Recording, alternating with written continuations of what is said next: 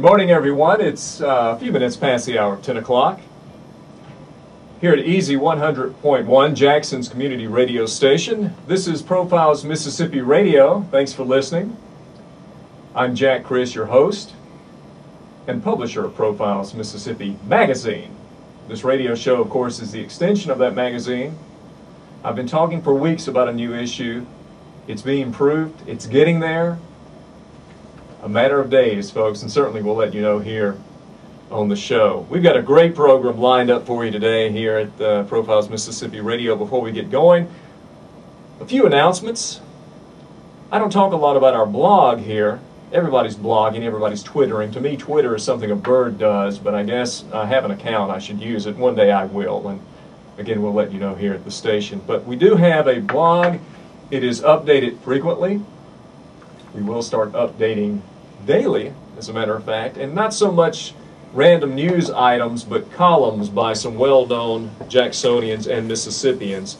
The address for the Profiles Mississippi blog is www.profilesmsblog.blogspot.com. That's fairly easy to remember. If you don't have a pen and paper in front of you, you can simply go to profilesms.com, click on blog, and be led to it. Some new additions we've had recently. Dr. Robert McIlvain at Millsaps and contributing columnist to Profiles has posted California Nightmarin' instead of California Dreamin'. It's an interesting piece. Mark Chen, attorney here in town, has written the timely and excellent Turning Adversity into Success.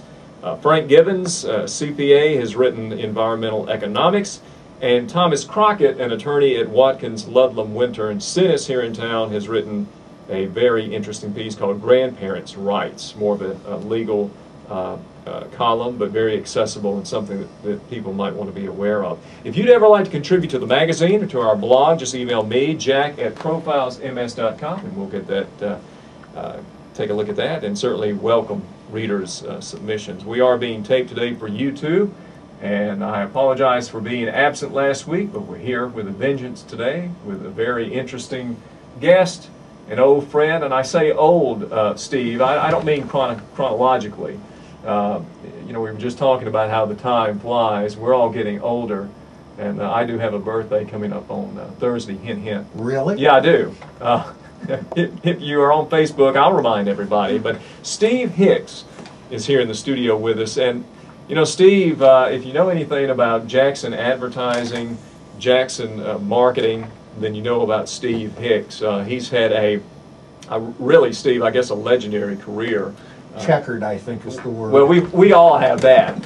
But you've also won a lot of accolades and well-deserved. And now you've switched careers. You go from being a successful, prolific advertising man and guru of all things advertising to becoming a novelist. And as someone who, I've got the great American novel in the can somewhere at home that I've been working on, you know, since 1979, and have published some books. But my goodness, Steve, a novelist. And no one's reading anymore. Don't you know that? What in the world happened? I'm always behind my time and proud of it.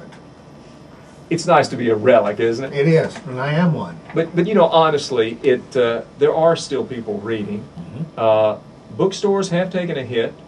Amazon, from what I understand, has taken a hit. Now there's this device called Kindle, which, if I understand, you can read books as you walk around on a computer. Is that basically what it is? It is. I looked at one. My brother-in-law has one, and I don't like it. I don't like the way they look, the way the type looks. It looks like a cheap calculator. The kind of green-gray screen with the black liquid type. The other thing that bothers me is a really bad book. One of the luxuries of it is you can pick it up and you can throw it in the fireplace or you can throw it in the ocean, but you don't do that with a $299 book. No. And people are very hard on books. I don't think they'll last, but You know, I don't think people will ever fly or go to the moon or anything like that either. Well, okay, let's back up, because it is a precarious situation. I don't know how exaggerated the situation is when it comes to reading and people buying reading material. But I've mentioned this on the air before. 2-3 years ago, Steve, I would have never imagined that so many venerable newspapers would be gone, that the Christian Science Monitor would be available online only, that from what I hear, Newsweek and Time may be gone in 12 months. That's unthinkable. Here I am trying to publish a magazine and other publications, and the market is just falling apart. Here you are publishing novels, of all things, and yet I walk into Lemuria and John Evans tells me, well, sales are only down 7% this quarter. That's good. Well, a book is different from a magazine article or a newspaper. Yeah. When you're getting into a novel or a book, you're in it for the long haul. 12, 15 hours, depending on the speed you read. Yep. Magazine articles that are designed to be bite-sized.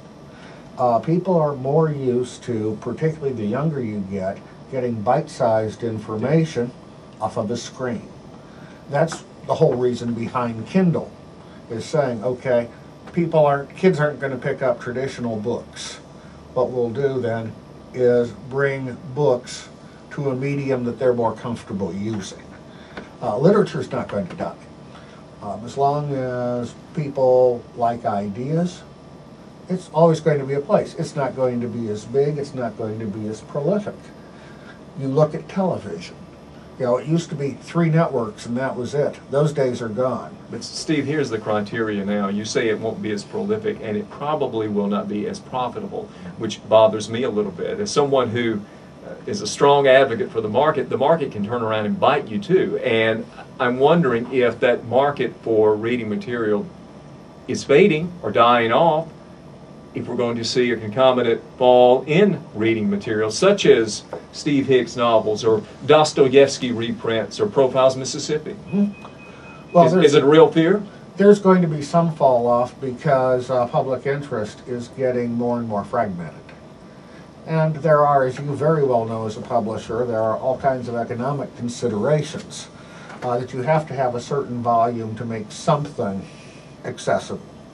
It's like if you make toothpaste, the first tube costs about $4 million to make. The second tube costs about 4 cents. Yeah. And the volume has to do with it. The beauty of what I'm working with is called publishing on demand. The book isn't printed until someone orders it. I put some copies in, they're available in Lemuria, Lorelei Books, but my major outlet is Amazon. And if you called Amazon today, the book would be printed today and shipped today. It's that fast.